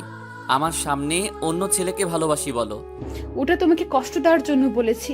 তোমার জন্য 1 বছর কষ্ট করেছি। বাসা থেকে বাবা বিয়ের জন্য অনেক চাপ দেয়, তারপরেও আমি বিয়ে করি নাই, একমাত্র তোমার কারণে। আমার বিশ্বাস ছিল আমি তোমাকে ফিরে পাবো, কিন্তু 1 বছর পর যখন তোমাকে পেলাম, তারপরও তুমি আমাকে কথা বলার সুযোগ দাওনি। তুমি ভালো করে জানতে তোমার পাশে আমি কোনো ছেলেকে সহ্য করতে পারি না। আর আমাকে ফোন করে বলো নাই কেন? আমি তোমাকে ভুল বুঝে তো তোমার গায়ে হাত তুলি নাই। তাহলে তুমি কেন আমার গায়ে হাত তুললে? আমি জানি তুমি আমার সাথে কোনো ছেলেকে সহ্য করতে পারো না, আর আকাশ আমাকে জোর করে বাইরে নিয়ে এসেছে, কিন্তু মামাতো ভাই বলে কিছু বলতে পারিনি। আর তুমি রাগ করবে তাই তোমাকে মিথ্যা বলেছি। আর নিজের রাগকে কন্ট্রোল করতে পারি নাই, তাই তোমার গায়ে হাত তুলেছি। আমি মনে করছি তোমাকে কিছুদিন কষ্ট দিয়ে আবার আপন করে নিব, কিন্তু তুমি আর আমার কাছে আসো নাই। তোমার বসের কাছে জানতে পারি তুমি তোমার বাসায় চলে গেছো, আর তোমার বস আমাকে অপমান করে তাড়িয়ে দিছে। তুমি কি মনে করেছো তোমার গায়ে হাত তোলার পর শুধু তুমি কষ্ট পেয়েছো? তোমার থেকে আমি বেশি কষ্ট পেয়েছি। সারা রাত তোমার জন্য কান্না করছি। এরপর আব্বু আম্মুকে না জানিয়ে নানার বাড়ি নিয়ে আসে। আসার পর শুনি আমার নাকি বিয়ে। তখন আমি বিয়ে করব না বলি, কিন্তু আব্বু এমন কথা বলবে আমি ভাবতে পারিনি, তাই বিয়েতে রাজি হয়ে গেলাম। তুমি অনেক দেরি করে ফেলেছো। এখন আমি তোমাকে ভালোবাসি না, আমি অন্য একজনকে ভালোবাসি। আমি বিশ্বাস করি না তুমি শুধু আমার। তুমি আমাকে ক্ষমা করে দাও, তোমাকে অনেক কষ্ট দিয়েছি। তুমি আমাকে যত পারো শাস্তি দাও, আমি মাথা পেতে নিব। আমি এখন কোনো কথা বলতে চাই না। তুমি আমার ধারের কাছেও আসার চেষ্টা করবে না, তাহলে আমার থেকে খারাপ আর কেউ হবে না। আর কোনো কথা না বলে ওয়াশরুমে ঢুকে গেলাম। আমি মনে মনে বলতে লাগলাম, তুমি আমাকে যত কষ্ট দিচ্ছ তোমাকে ততটা কষ্ট দিব, তারপর তোমাকে আপন করে নিব। আমি তো তোমাকে কষ্ট দেওয়ার জন্য অন্য মেয়েকে ভালোবাসি বলেছি। এতদিন তোমার জন্য অনেক কষ্ট পেয়েছি, এখন থেকে আমি তোমাকে কষ্ট দিব। ফ্রেশ হয়ে বেরিয়ে দেখি মারিয়া বিছানায় বসে মাথা নিচু করে কাঁদছে। আমাকে বের হতে দেখে চোখের পানি মুছে ওয়াশরুমে চলে গেল। আমি একটা জামা গায়ে দিয়ে নিচে চলে আসলাম। নিচে এসে একটা চেয়ার টেনে বসলাম। তখন আম্মু বলল, কি রে, মারিয়া কোথায়? তাকে সাথে করে নিয়ে আসলি না কেন? ও ফ্রেশ হয়ে আসছে, তুমি আমাকে নাস্তা দাও। আগে মারিয়া আসুক, সবাই একসাথে নাস্তা করব। কিছুক্ষণ পর দেখি মারিয়া উপর থেকে নিচে নেমে আসছে। তাকে দেখে আমি পুরো অবাক হয়ে গেলাম। একটা নীল রঙের শাড়ি পরেছে, দেখতে অনেক সুন্দর লাগছে। মারিয়া যখন আমার দিকে তাকালো তখন আমি চোখ সরিয়ে নিলাম। মারিয়া নিচে এসে আমার পাশে একটা চেয়ার টেনে বসলো। মারিয়ার অন্য পাশে আম্মু বসে আছে। তারপর আম্মু সবাইকে নাস্তা দিল। মারিয়া আমার ডান পাশে বসা, আর রাইসা আমার বাম পাশে বসা। হঠাৎ রাইসা বলল, ভাইয়া, তোমার হাতে খাবার খেয়েছি, অনেক দিন হয়ে গেছে, আজকে আমাকে খাইয়ে দিবে? আমার বোন যখন বলেছে আমি কি না খাওয়াইয়ে পারি, নে হা কর। হঠাৎ মারিয়া আম্মুকে বলল, আম্মু, তুমি আমাকে খাইয়ে দিবে?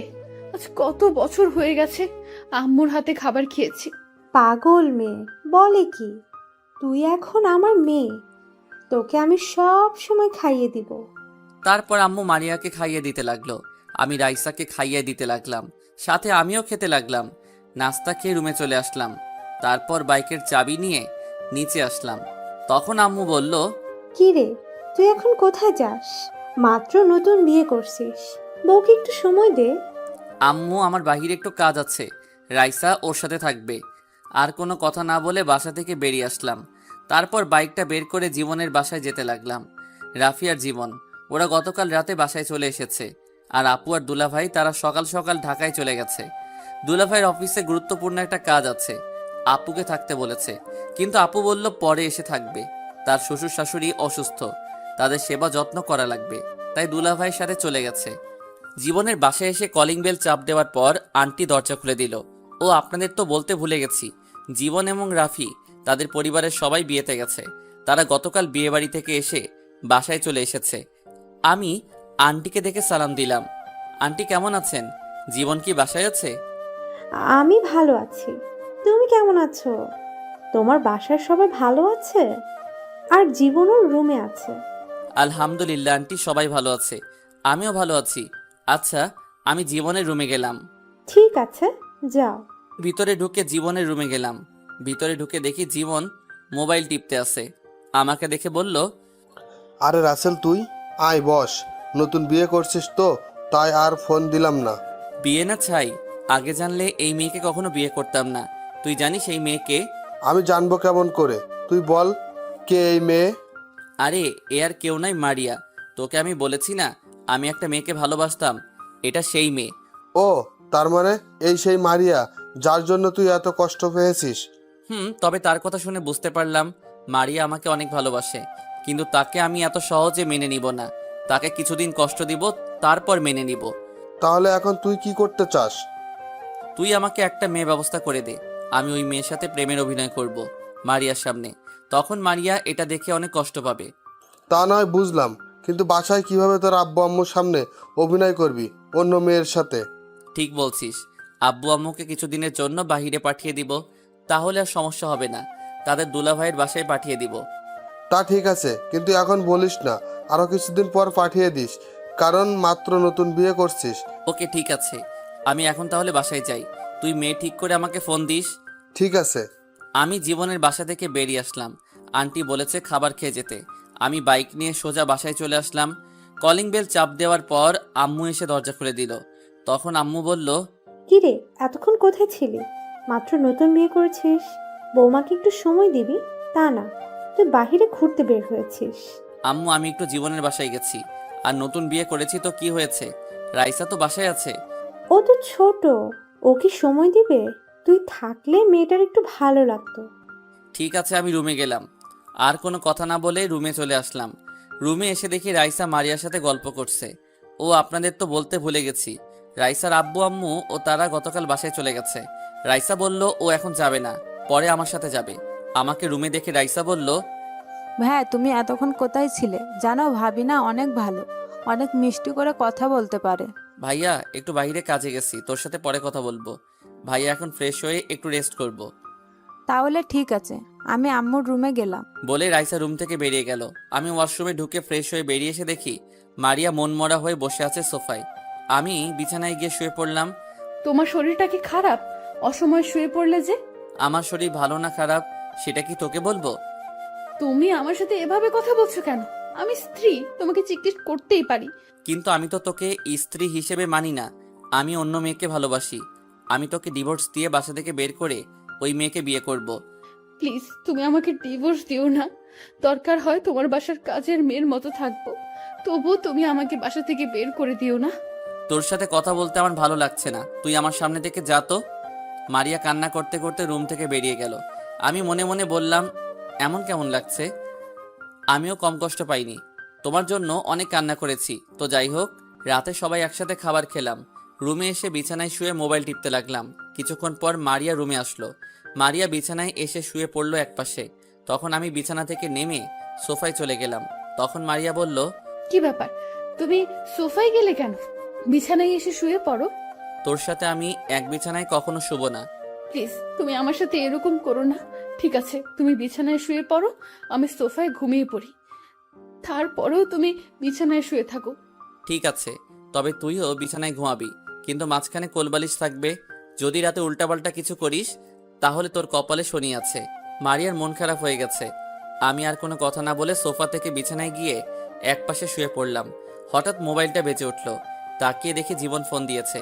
তারপর বিছানা থেকে নেমে বেলকনিতে চলে গেলাম। আমি ফোনটা রিসিভ করে বললাম, কেন ফোন দিয়েছিস? মেয়ে একটা পেয়েছি, তবে মেয়েটা আমার ভালোবাসা এবং আমার মামাতো বোন সিমি। তাকে তোর বিষয়ে সব খুলে বলেছি, কিন্তু প্রথমে রাজি হয়নি, পরে সব কিছু বুঝিয়ে বলছি, তারপরে রাজি হয়েছে। ও, কিন্তু তুই যে প্রেম করিস আমাকে তো বললি না। তা কবে থেকে? বেশি দিন হয়নি, মাত্র 6 মাস হয়েছে। কি 6 মাস হয়ে গেছে? আর তুই এখন আমাকে বলছিস? প্লিজ দোষ, রাগ করিস না। সিমি কাউকে বলতে মানা করেছে, এটা এখনো পর্যন্ত আমার পরিবারের কেউ জানে না। আচ্ছা ঠিক আছে, এখন আমি সিমির সাথে কথা বলতে চাই। আমি তোকে নাম্বার মেসেজ করে পাঠিয়ে দিব, আর এখন ফোন দিস না। ও এখন ঘুমিয়ে গেছে। সকালে ফোন দিয়ে তোর পরিচয় দিয়ে কথা বলবি এবং কোথায় দেখা করতে হবে সেটা বলে দিস। আচ্ছা ঠিক আছে, তাহলে এখন ঘুমা, কালকে কথা হবে। আল্লাহ হাফেজ। ওকে, আল্লাহ হাফেজ। ফোন কেটে দিয়ে রুমে চলে আসলাম। মারিয়ার চেহারা কেমন যেন হয়ে গেছে, অনেক কান্না করছে তো তাই। মনে মনে বললাম, তোমাকে এখন মেনে নিব না পাখি, আগে তোমাকে আরো কিছুদিন কষ্ট দিব, তারপর আপন করে নিব। আমি বিছানায় এসে শুয়ে পড়লাম। সকালে ঘুম থেকে উঠতেই বুকটা কেমন ভারী ভারী লাগছে। চোখ খুলে দেখি মারিয়া আমাকে জড়িয়ে ধরে আছে। এমনভাবে জড়িয়ে ধরে আছে মনে হয় শান্তির জায়গা খুঁজে পেয়েছে। তার চেহারা দেখে কেমন যেন মায়া লাগছে। তাই কিছু না করে তার হাত ছাড়িয়ে বিছানা থেকে উঠে ওয়াশরুমে চলে গেলাম। ফ্রেশ হয়ে বেরিয়ে দেখি মারিয়া উঠে গেছে। আমাকে বের হতে দেখে বিছানা থেকে উঠে ওয়াশরুমে চলে গেল। আমি একটা জামা গায়ে দিয়ে নিচে চলে আসলাম। কিছুক্ষণ পর মারিয়া নিচে আসলো। সবার সাথে নাস্তা করে বাসা থেকে বেরিয়ে সিমির নাম্বারে একটা মেসেজ দিলাম, আর এটাও বলে দিলাম আমি জীবনের বন্ধু, আর কোথায় আসতে হবে সেটাও মেসেজ করে দিলাম। সিমি ওকে বলে মেসেজ করলো। আমি বাইক নিয়ে রেস্টুরেন্টে চলে গেলাম।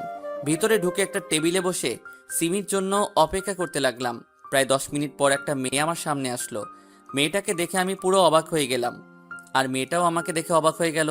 তার মানে সিমি জীবনের মামাতো বোন। আপনারা হয়তো ভাবছেন আমি সিমিকে চিনি কি করে। আসলে সিমি, আমি ঢাকায় যে অফিসে চাকরি করতাম, সিমিও ওই অফিসে চাকরি করত। মারিয়ার সাথে ভুল বোঝাবুঝির পরে তাকে আর দেখি নাই। মারিয়াকে ভালোবাসার পর অফিসে তেমন মেয়েদের সাথে কথা বলতাম না। সিমি আমাকে দেখে বলল, আরে রাসেল, তুমি এখানে? তার মানে জীবন তোমার বন্ধু? আমারও একই প্রশ্ন, তুমি এখানে কেন? তুমি অফিস থেকে কোথায় চলে গেছো? আসলে বাবা হঠাৎ অসুস্থ হয়ে পড়ে, তখন বসের থেকে ছুটি নিয়ে বাসায় চলে আসি। এরপর আব্বু আমাদের ঢাকায় আসতে দেয় নাই। ও, তা তোমার আব্বু আম্মু কেমন আছে এখন? তাহলে কি করো? এখন তেমন কিছু করি না। আর তোমাকে একটা সত্যি কথা বলি, ওই দিন তোমাকে আমি ফোন করে বলেছি, কারণ ওই দিন আমি বাড়িতে যাওয়ার সময় মারিয়াকে অন্য ছেলের সাথে দেখি। আমি জানি তুমি মারিয়াকে ভালোবাসো, তোমাদের দুজনকে একসাথে দেখেছি, তাই মারিয়াকে চিনতে কষ্ট হয়নি। ওখানে একটা ভুল বোঝাবুঝি হয়েছে, কারণ ছেলেটা মারিয়ার মামাতো ভাই ছিল। তারপর সিমিকে সবকিছু খুলে বললাম। কি? মারিয়া তোমার গায়ে হাত তুলেছে? ও তো তোমাকে ভালোবাসে, তারপর কেমন করে পারলো তোমার গায়ে হাত তুলতে? যাক সে কথা, এখন সেই মারিয়া আমার বউ। তবে তার কথা শুনে বুঝতে পারলাম এখনো মারিয়া আমাকে ভালোবাসে, কিন্তু আমি তাকে এত সহজে মেনে নিব না, তাকে অনেক কষ্ট দিব। তাহলে আমাকে এখন কি করতে হবে? এখন আমি তোমাকে যে কোনো সময় ফোন দিব, তখন তুমি আমার সাথে প্রেমের অভিনয় করবে। এতে মারিয়া অনেক কষ্ট পাবে। আচ্ছা ঠিক আছে, তুমি যেভাবে বলবে আমি সেভাবেই করব। তবে বেশি কষ্ট দিতে গিয়ে আবার মারিয়াকে হারিয়ে ফেলো না। না, এমনটা কখনো করব না। আগে কিছুদিন কষ্ট দেব, তারপর ভালোবাসা দিয়ে সব কষ্ট দূর করে দিব। আরও কিছুক্ষণ কথা বলার পর সিমি চলে গেল। আমি বসে না থেকে বাসায় চলে আসলাম। এভাবে দেখতে দেখতে 10 দিন চলে গেল। আমি এখন অফিসে যাওয়া আসা করি। সিমির সাথে মারিয়ার সামনে মোবাইলে কথা বলি। এত মারিয়া মনমরা হয়ে থাকে, আমাকে কিছু বলে না, শুধু কান্না করে। আজকে সকালে আব্বু আম্মুকে আপুর বাসায় পাঠিয়ে দিয়েছি। বাসায় আমি আর মারিয়া আছি। ও, আপনাদের তো বলতে ভুলে গেছি, রাইসাকে তার বাবা এসে নিয়ে গেছে, কারণ তার স্কুল আছে। সকালে আব্বু আম্মুকে বিদায় দিয়ে অফিসে চলে এসেছি। বিকেলে অফিস শেষ করে বাইরে এসে সিমিকে ফোন দিয়ে বললাম আগের সেই রেস্টুরেন্টে আসার জন্য। আমি গাড়ি নিয়ে রেস্টুরেন্টে চলে গেলাম। গাড়ি পার্কিং করে রেস্টুরেন্টের ভিতরে গিয়ে একটা টেবিলে বসলাম। কিছুক্ষণ পর সিমি চলে আসলো। কেমন আছো রাসেল? আমি ভালো আছি, তুমি কেমন আছো? আলহামদুলিল্লাহ, আমিও ভালো আছি। তা কি জন্য রেস্টুরেন্টে আসতে বললে? আব্বু আম্মু আপুর বাসায় চলে গেছে। তোমাকে নিয়ে আজকে বাসায় যাব। কিছুক্ষণ মারিয়ার সামনে অভিনয় করবে, তারপর আমি তোমাকে বাসায় দিয়ে যাব। ঠিক আছে, চলো। তারপর দুজনে রেস্টুরেন্ট থেকে বেরিয়ে গাড়ি নিয়ে সোজা বাসায় চলে আসলাম। কলিং বেল চাপ দেওয়ার পর মারিয়া দরজা খুলে দিল। আমার সাথে সিমিকে দেখে অবাক হয়ে গেল। তখন সিমি বলল, বাবু, এই মেয়েটা কে? ও হচ্ছে আমাদের কাজের মেয়ে। কিছুদিন হয়েছে আম্মু রাস্তা থেকে নিয়ে এসেছে। ও ঠিক আছে, এই মেয়ে আমাদের জন্য কফি বানিয়ে নিয়ে আসো, আমরা রুমে যাচ্ছি। মারিয়া মাথা নিচু করে আমাদের সামনে থেকে চলে গেল। আমি আর সিমি ভিতরে ঢুকে নিজের রুমে চলে আসলাম। কিছুক্ষণ পর মারিয়া কফি নিয়ে আসলো। সিমি কফিটা মুখে দিয়ে কাপটা নিচে ফেলে দিল। তখন সিমি বলল, এটা কি কফি নাকি অন্য কিছু? এত ঠান্ডা কেন? কফি তো গরম ছিল। তুই আমার মুখের ওপর কথা বলিস? এখনই রুমটা পরিষ্কার কর। বাবু, তোমার আম্মু কেন যে এই রাস্তার মেয়েকে বাসায় আনছে? ঠিক বলছো, এদের মতো মেয়েদের বাসা থেকে বের করে দেওয়া উচিত। শুধু পারছি না, আম্মু তাকে নিয়ে এসেছে। মারিয়া কোনো কথা না বলে কাপের টুকরোগুলো কুড়িয়ে রুম থেকে বেরিয়ে গেল। আমি জানি মারিয়া অনেক কষ্ট পেয়েছে। তারপর আমি বিছানা থেকে নেমে রুমের দরজা বন্ধ করে দিলাম। বিছানায় এসে গায়ের জামাটা খুলে ফেললাম। সিমিকে বললাম, তোমার ঠোঁটে লিপস্টিক আমার জামায় লাগিয়ে দাও। যদি মারিয়া আমার জামাইটা দেখে তাহলে সে ভাববে আমাদের মাঝে কিছু একটা হয়েছে। ঠিক আছে, দাও। সিমি তার ঠোঁট দিয়ে জামায় লিপস্টিক লাগিয়ে দিল। জামাটা গায়ে দিয়ে দুজনের রুম থেকে বেরিয়ে আসলাম। রুম থেকে বেরিয়ে এসে দেখি মারিয়া সোফায় বসে মাথা নিচু করে কান্না করছে। চলো বেবি, তোমাকে বাসায় দিয়ে আসি। আজকে কিন্তু অনেক মজা পেয়েছি, কালকে কিন্তু আবার আসবে। ঠিক আছে, আসবো। এখন চলো। আমি সিমিকে নিয়ে বাসা থেকে বেরিয়ে আসলাম আর সিমিকে তাদের বাসায় নামিয়ে দিয়ে নিজের বাসায় চলে আসলাম। কলিং বেল দেওয়ার পর মারিয়া এসে দরজা খুলে দিল। চেহারা দেখে বোঝা যাচ্ছে অনেক কান্না করছে, চোখ দুটো ফুলে আছে। নিজের কাছে খারাপ লাগছে। আমি কোনো কথা না বলে রুমে চলে আসলাম। ফ্রেশ হয়ে বিছানায় শুয়ে মোবাইল টিপতে লাগলাম। মারিয়া রুমে এসে বলল, খাবার খাবে না? তুমি যে শুয়ে আছো। আমি এখন খাবার খাবো না। সিমির কাছে যেটা খেয়েছি তাতেই পেট ভরে গেছে। আসলে আমি আসার সময় রেস্টুরেন্ট থেকে খাবার খেয়ে এসেছি। মারিয়া বলল, বিয়ের আগে এসব করা কি ঠিক? তুই কিসের কথা বলছিস? আমি কি বলতে চাইছি সেটা তুমি বুঝতে পেরেছো। আমাকে ক্ষমা করে দেওয়া যায় না? আমি আর সহ্য করতে পারছি না। প্লিজ, তুমি আমার সাথে এরকম করো না। আমার অনেক কষ্ট হয়। তোমার সাথে কোনো মেয়েকে আমি সহ্য করতে পারি না। কষ্ট আমিও কম পাইনি। তোর জন্য প্রতিদিন রাতে কান্না করতাম। তোকে আমি ভুলতে পারি নাই, কিন্তু পরে চিন্তা করলাম তুই যদি আমাকে ছাড়া সুখী থাকতে পারিস তাহলে আমি কেন পারবো না। তাই তো সিমিকে ভালোবেসে ফেলেছি। মেয়েটা অনেক ভালো, আমার কত কেয়ার করে। আমি তো তোমার জন্য একটা বছর কষ্ট পেয়েছি, কিন্তু তুমি 2টা দিন কষ্ট সহ্য করতে পারো নাই। আমি এখন তোর সাথে কথা বলতে চাই না, আমাকে একটু একা থাকতে দে। তোকে দেখলে মাথা গরম হয়ে যায়। মারিয়া আর কোনো কথা না বলে কান্না করতে করতে রুম থেকে বেরিয়ে গেল। আমি মোবাইল টিপতে লাগলাম। কিছুক্ষণ পর মারিয়া রুমে এসে এক পাশে শুয়ে পড়ল। দেখতে দেখতে 1 মাস চলে গেল। মারিয়াকে অনেক কষ্ট দিয়েছি। 1 মাসে রিমি আরও 5-6 বার এসেছে। আব্বু আম্মু বাসায় চলে এসেছে। মারিয়া আগের থেকে অনেক শুকিয়ে গেছে। খাওয়া দাওয়া ঠিক মতো করে না, খালি কান্না করে, মনমরা হয়ে বসে থাকে। তাই ভাবছি মারিয়ার জন্মদিনে তাকে আপন করে নিব। জন্মদিনের এখনো 15 দিন বাকি আছে। সকালে ঘুম থেকে উঠে দেখি মারিয়া আমার পাশে নেই। আমার মনে হয় নিচে চলে গেছে সকালে নাস্তা তৈরি করতে। আমি বিছানা থেকে নেমে ওয়াশরুমে ঢুকে ফ্রেশ হয়ে রেডি হয়ে নিচে চলে আসলাম। একটা চেয়ার টেনে বসলাম। মারিয়া আমাকে নাস্তা দিল। হয়তো ভাবছে আমি খাবো না, কিন্তু তাকে অবাক করে দিয়ে আমি নাস্তা খেতে লাগলাম। মারিয়ার মুখে খুশির ছাপ দেখছি, কারণ আগে মারিয়া আমাকে নাস্তা দিলে আমি খেতাম না, নিজের হাতে নিয়ে খেলাম। নাস্তা করে আব্বু আম্মুকে বলে বাসা থেকে বেরিয়ে এসে গাড়ি নিয়ে অফিসে চলে আসলাম। অফিসের ভিতরে ঢুকে নিজের কেবিনে চলে গেলাম। বসে বসে একটা ফাইলের কাজ করতে লাগলাম। হঠাৎ দরজার সামনে দাঁড়িয়ে রাফি বলল, ভিতরে আসবো? আরে রাফি, আয় বস। তোর অনুমতি লাগবে না। তা হঠাৎ আমার অফিসে? তোকে একটা দাওয়াত দিতে এসেছি। আগামী শুক্রবার আমার বিয়ে। তোর আব্বু আম্মু ভাবি তুই সহ চলে আসবি। কি বলছিস? তোর বিয়ে আমি আসবো না? তা মেয়েটাকে? আমি যে অফিসে কাজ করি ওই অফিসে তিথি কাজ করে। তিথি আমাকে অফিসে দেখে পছন্দ করে, তারপর ওর আব্বু আম্মুকে আমাদের বাসায় পাঠায়। যাক, ভালো হলো। তোর বিয়েটা হয়ে গেলে জীবন বাকি থাকবে। ঠিক আছে, তুই কাজ কর। বিয়ের 2 দিন আগে কিন্তু ভাবিকে নিয়ে চলে আসবি। আমি জীবনের রুমে গেলাম, তাকে দাওয়াতটা দিয়ে আসি। ঠিক আছে, তাহলে যা। রাফি কেবিন থেকে বেরিয়ে গেল। আমি কাজে মন দিলাম। বিকেলে অফিস থেকে বেরিয়ে এসে গাড়ি নিয়ে বাসায় চলে আসলাম। কলিং বেল চাপ দেওয়ার পর মারিয়া দরজা খুলে দিল, কিন্তু আমি মারিয়াকে দেখে অবাক হয়ে গেলাম। তার দিকে তাকিয়ে রইলাম, কারণ মারিয়া আজকে শাড়ি পরেছে। দেখতে অনেক ভালো লাগছে, আবার খারাপও লাগছে, কারণ মারিয়ার চেহারা আগের মতো নেই। আমি কোনো কথা না বলে রুমে চলে আসলাম। মারিয়া হয়তো কষ্ট পেয়েছে, আমি তাকে কিছু বললাম না। রুমে এসে ওয়াশরুমে ঢুকে গেলাম। ফ্রেশ হয়ে বাইরে এসে দেখি মারিয়ার সামনে দাঁড়িয়ে আছে। তখন মারিয়া বলল, আমাকে কেমন লাগছে? আমি কোনো কথা বললাম না। তখন মারিয়া আবার বলল, কি হলো, কথা বলছো না কেন? আমাকে কেমন লাগছে একটু বলো না। ভালো লাগছে। মারিয়া হয়তো এমন বলবো আশা করেনি। মারিয়া আর কোনো কথা না বলে ওয়াশরুমে চলে গেল। কিছুক্ষণ পর শাড়িটা চেঞ্জ করে বাইরে আসলো। কোনো কথা না বলে রুম থেকে বেরিয়ে গেল। আমিও আর দাঁড়িয়ে না থেকে নিচে চলে আসলাম। সবাই মিলে খাবার খেতে লাগলাম। তখন আমি বললাম, আব্বু আম্মু, রাফির বিয়ে আগামী শুক্রবার। আজকে অফিসে এসে দাওয়াত দিয়ে গেছে, সবাইকে যেতে বলেছে। ঠিক আছে, আমরা সবাই যাব। তারপর খাবার খেয়ে রুমে চলে আসলাম। রুমে এসে বিছানায় শুয়ে মোবাইল টিপতে লাগলাম। কিছুক্ষণ পর মারিয়া রুমে আসলো। দরজা বন্ধ করে আমার পাশে এসে এমন কিছু করবে, আমি তো অবাক হয়ে গেলাম। মারিয়া আমার পাশে শুয়ে আমাকে জড়িয়ে ধরলো। আমি মারিয়াকে জোর করে ছাড়িয়ে বিছানায় বসে বললাম, তোর সাহস তো কম নয়, তুই আমাকে জড়িয়ে ধরেছিস কেন? আমি তোকে বলছি না, আমার কাছে কখনো স্বামীর অধিকার পাবি না। আর একবার যদি তুই করে বলছো তাহলে মাথা ফাটিয়ে দিমো। তুমি কি মনে করেছো আমি কিছুই জানি না? তুমি আমাকে কষ্ট দেওয়ার জন্য ওই মেয়ের সাথে প্রেমের অভিনয় করছো। তোকে কে বলেছে আমি সিমিকে ভালোবাসি? সিমিও আমাকে ভালোবাসে। আমরা অভিনয় করব কেন?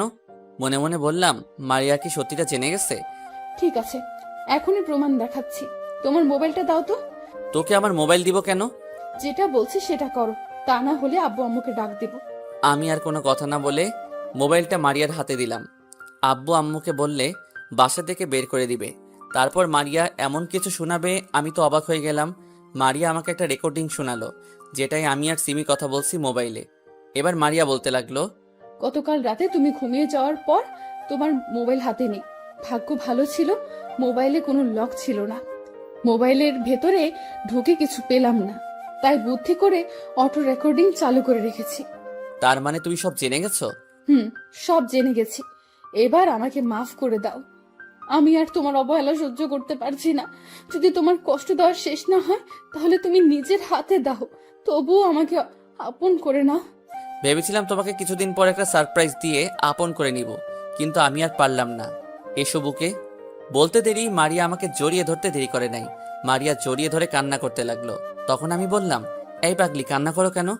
আমি আর তোমাকে কষ্ট দিব না, এবং তোমাকে ছেড়ে কোথাও যাব না। এবার যদি আমাকে ছেড়ে চলে যাও তাহলে আমি আর বলতে না দিয়ে ঠোঁট দুটো এক করে দিলাম। দুজনে দুজনকে জড়িয়ে ধরে কিস করতে লাগলাম। প্রায় 5 মিনিট পর ছেড়ে দিলাম। তখন আমি বললাম, আর একবার যদি মরার কথা মুখ দিয়ে বের করো তাহলে আমাকে হারাবে। না না, আমি তোমাকে হারাতে পারবো না। আমি তোমাকে অনেক ভালোবাসি, আর কখনো মরার কথা মুখ দিয়ে বের করব না। এবার ঠিক আছে। আচ্ছা, তুমি বলেছিলে সারপ্রাইজ দিবে, তা কিসের সারপ্রাইজ? সেটা সময় হলে জানতে পারবে। চলো দুজনে একটু রোম্যান্স করি। তা করো। তোমাকে কেউ ধরে রাখছে? আমি মারিয়াকে বিছানায় ফেলে দিয়ে বুকের উপর শুয়ে তার ঠোঁট দুটো এক করে দিলাম। তারপর আর কি আমি আর বলতে পারবো না, কারণ এখন রমজান মাস। সকালে ঘুম থেকে উঠতে দেখি মারিয়া আমাকে জড়িয়ে ধরে শুয়ে আছে। তার শরীরে কাপড় নেই। হঠাৎ মারিয়ার গলার নিচে একটা তিল দেখে নিজেকে কন্ট্রোল করতে পারলাম না। ওই তিলটাই কিস করতে লাগলাম। মারিয়া আমার মাথার চুল খামচে ধরলো। তারপর আর কি, সকালবেলা আরেকবার হয়ে গেছে। দুজনে একসাথে ওয়াশরুমে গিয়ে ফ্রেশ হয়ে বেরিয়ে আসলাম। আমি অফিসে যাওয়ার জন্য রেডি হচ্ছি। মারিয়া আয়নার সামনে দাঁড়িয়ে চুল শুকাচ্ছে। আমি মারিয়াকে পিছন থেকে জড়িয়ে ধরলাম। তখন মারিয়া বলল, তোমার রোম্যান্স শেষ হয়নি? সারা রাত ঘুমাতে দাও নাই, আবার সকালেও শুরু করছো। হঠাৎ তুমি এত রোমান্টিক হলে কবে থেকে? এমন একটা সুন্দরী বউ থাকলে খালি আদর করতে মন চায়। এখন ছাড়ো, আব্বু আম্মু আমাদের জন্য অপেক্ষা করছে। মারিয়াকে ছেড়ে দিলাম। তারপর দুজনে একসাথে নিচে গেলাম। আমি আর মারিয়া দুটো চেয়ার টেনে বসলাম। তারপর নাস্তা করে অফিসে চলে আসলাম। দেখতে দেখতে রাফি বিয়ের দিন চলে আসলো। কালকে বিয়ে, আজকে গায়ে হলুদ। সকাল থেকে রাফি ফোন করে যাচ্ছে। আব্বু আম্মুকে সকালে পাঠিয়ে দিচ্ছি। আমি আর মারিয়া এখনো বাসায়। রুমে আমি আর মারিয়া রেডি হতে লাগলাম। আমার রেডি হওয়া শেষ, কিন্তু মারিয়ার এখনো হয়নি, কারণ মারিয়া শাড়ির কুচি পরতে পারছে না। আমি মারিয়ার হাত থেকে কুচিটা হাতে নিয়ে পরিয়ে দিলাম। মারিয়া চোখ বন্ধ করে ফেললো।